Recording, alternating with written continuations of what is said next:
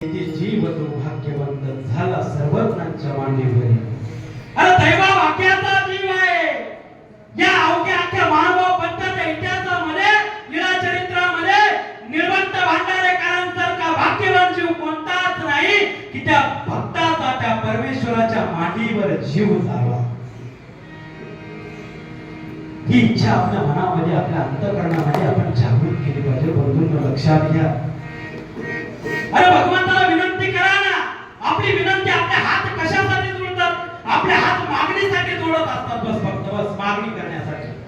देवासमोर हात जोडतो ना निस्वार्थ भावनेने आपले हात कधी जोडतच नाही. मागण्या करण्यासाठी आपले हात जोडतात. एकदा त्या परमेश्वराला निस्वार्थ भावनेने मागणी करा. देवा अरे संविधानाच्या भक्तांना तू प्रेम दिलं, तू ज्ञान दिलं आणि तू त्यांच्या जीवाचा उद्धार केला. मी अभागी आहे. मला तुझं संविधान लाभलं नाही पण संविधानातला भक्त मी तुझा आहे.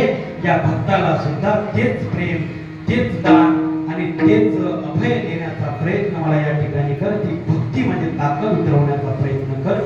ही विनंती आपण देवाला केली.